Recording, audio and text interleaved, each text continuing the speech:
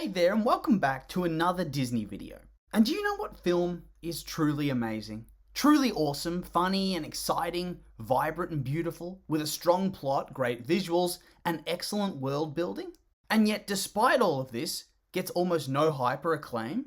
Zootopia. Released in 2016 by Walt Disney Animated Studios, Zootopia tells the story of an unlikely partnership between Judy Hopps, a rabbit police officer, and Nick Wilde, a red fox career con man, as they work together to uncover a criminal conspiracy involving the disappearance of various predators within the city of Zootopia, a futuristic city in which animals of all types coexist and live together in supposed harmony.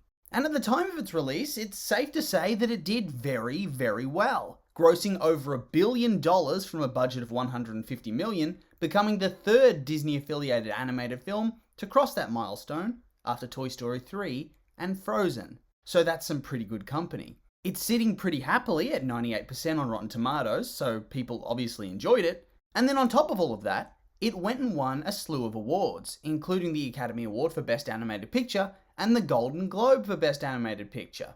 So even the industry big names and power brokers enjoyed it. And hell, being the third film to gross that amount of money after huge franchises like Toy Story and Frozen, that's really nothing to sniff at.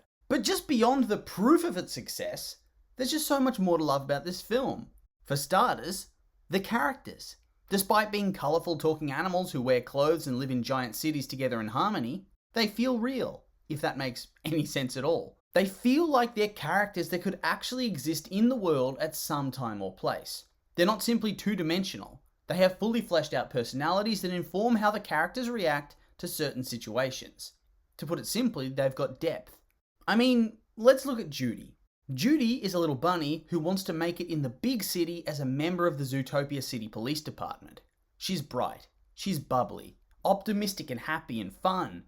She faces adversity and she fights to overcome it and prove herself to her colleagues, to show that she belongs in the Zootopia Police Department, to show that despite her lack of size and strength, she's able to use her brain and cunning and force of will to get the job done. But the beauty of her character isn't just these things. It's that despite this, she isn't some paragon of virtue. She's actually a little bit racist, and in a believable way. And you might be thinking, what? Thinking a character is well written for being racist? Well, let me explain. It's not the fact that she's racist per se, it's that she actually has flaws as a character. Key character flaws that have been developed by an event in her backstory. For Judy, her main flaw is her latent racist views in regards to foxes, who she views as being a risk of becoming savage, carrying fox spray, and being generally distrustful of Nick early in their acquaintance.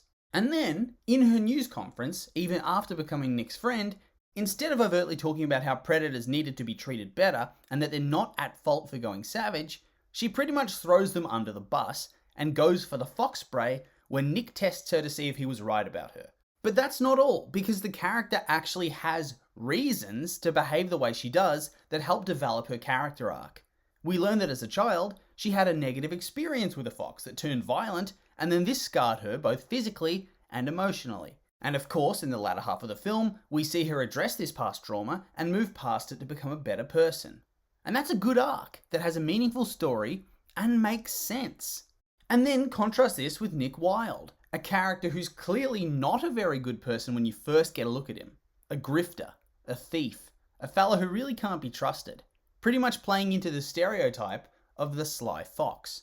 And this goes back to that racism storyline, because the way he behaves confirms Judy's bias. But he only behaves that way because, as we learn, he's been forced into this position as society's always treated him that way.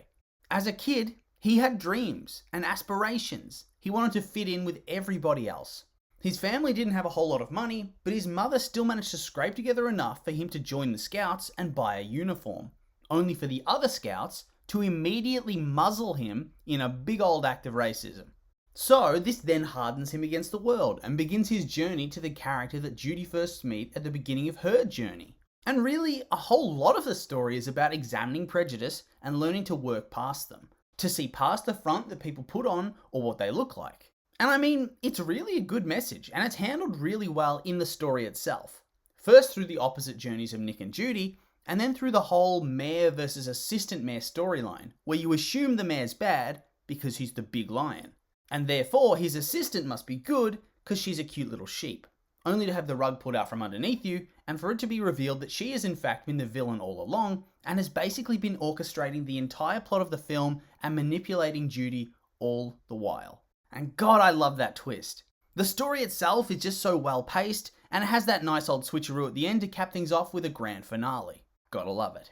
And then, on top of great characters and a great story, it has a good soundtrack and great visuals. What's not to love about this film? So why the hell does nobody talk about it with the same frequency or reverence with which they speak about things like Moana or Frozen? Like, yeah, I get it, those movies were great. But like I said before, this is one of the most successful Disney films of all time. All time! It was more successful than Moana, and yet it seems to lay forgotten after only 6 years. So why is this the case? And honestly, I do have a theory. I think it's because it's not a musical. After the Disney Renaissance, an era of animated storytelling which saw Disney churn out fire soundtrack after fire soundtrack, we found ourselves in a bit of a dark age.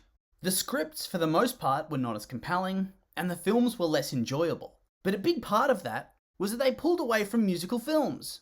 Yes, there were still songs, but not songs in the same way. Not songs that would get you hyped up for Disney again, that would get you dancing, get your kid to ask you to play the movie over and over, or play the soundtrack in the car for them to listen to.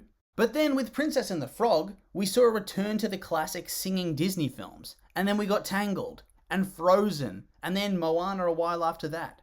And Frozen and Moana especially really hit that high point of having a great story and a really memorable and iconic soundtrack. A soundtrack that you can't escape from. A soundtrack that stays in your head and gets you to keep thinking about the film. And this is where I think that Zootopia can't compete. Because whilst it did have a good soundtrack and good songs, they aren't the focal point of the film for it to build itself around. They're more background tracks or montage songs. And so they don't give that wow factor and emotional charge in the same way. And in turn, despite all its positive attributes, a film like Zootopia therefore struggles to stand out from the crowd. And all because it doesn't have that Disney whimsy like many musical films do. That extra panache that draws people into the classics from all eras. Songs that you can sing along to that tell a story and build emotion. I guarantee if the bunny and the fox sang out loud during the film, we wouldn't be having this conversation.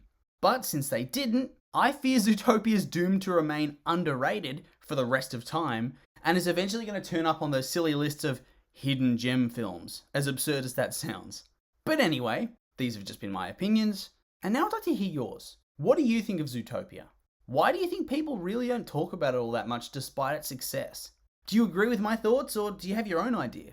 I'm curious for your thoughts, so make sure to like, comment and subscribe, and let me know.